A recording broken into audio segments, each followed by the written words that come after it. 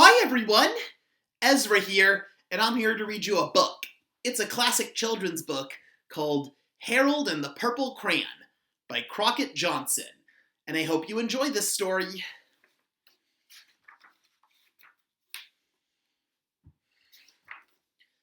One evening, after thinking it over for some time, Harold decided to go for a walk in the moonlight.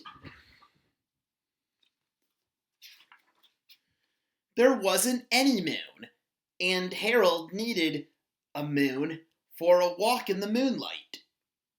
And he needed something to walk on.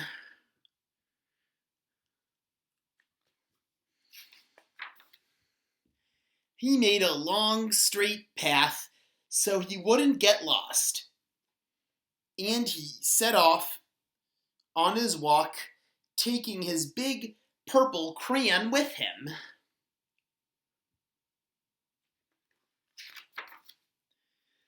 But he didn't seem to be getting anywhere on the long, straight path.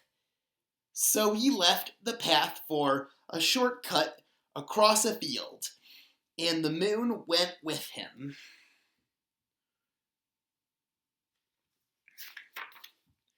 The shortcut led right to where Harold thought a forest ought to be. He didn't want to get lost in the woods, so he made a very small forest with just one tree in it.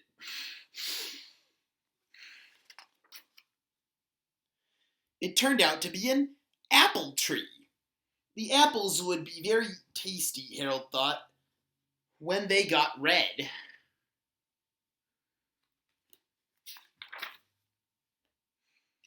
So he put a frightening dragon under the tree to guard the apples.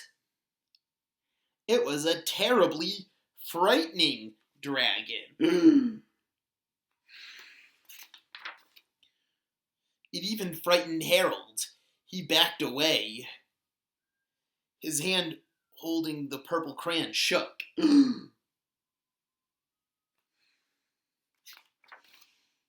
Suddenly, he realized what was happening.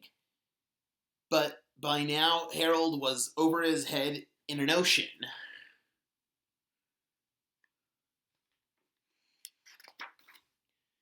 He came up thinking fast, and in no time he was climbing aboard a trim little boat.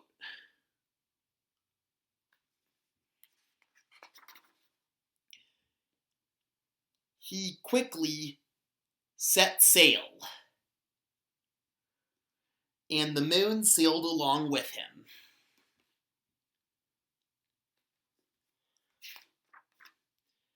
After he had sailed along enough, Harold made land without much trouble. He stepped ashore on the beach, wondering where he was.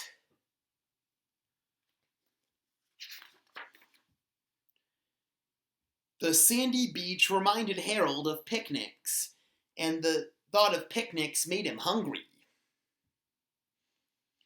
So he laid out a nice, simple picnic lunch.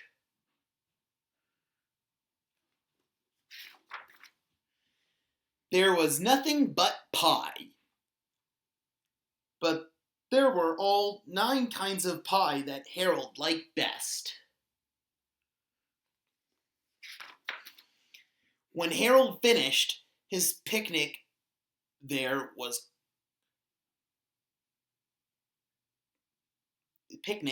quite a lot left. He hated to see so much delicious pie go to waste. So Harold felt left a very hungry moose and a deserving porcupine to finish it up. And off he went, looking for a hill to climb to see where he was. Harold knew that the higher up he went, the faster, the farther he could see. So he decided to make the hill into a mountain. if he went high enough, he thought, he could see the window of his bedroom.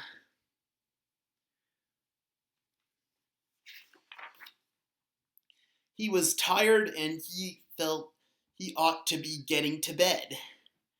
He hoped he could see his bedroom window from the top of the mountain.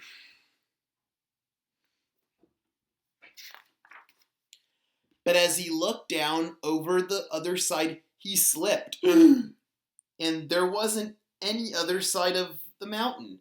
He was falling in thin air.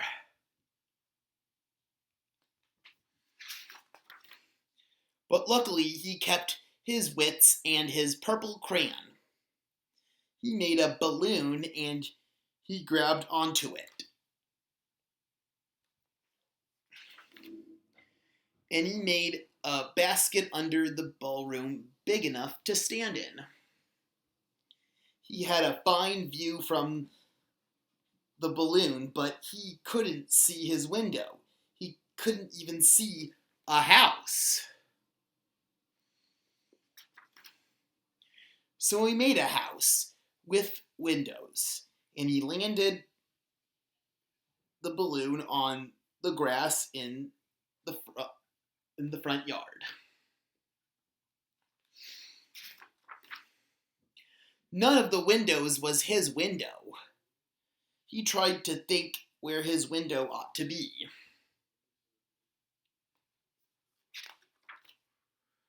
He made some more windows. He made a big building full of windows. He made lots of buildings full of windows. He made a whole city full of windows. But none of the windows was his window. He couldn't think where it might be. He decided to ask a policeman. The policeman pointed the way Harold was going anyway, but Harold thanked him.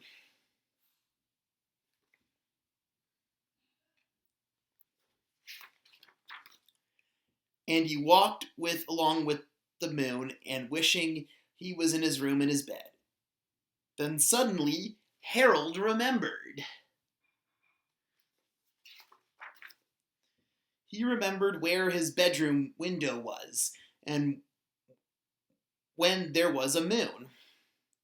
It was always right around the moon.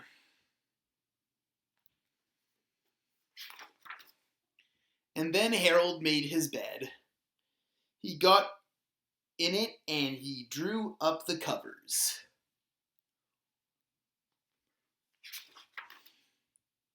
The purple crayon dropped on the floor, and Harold dropped off to sleep.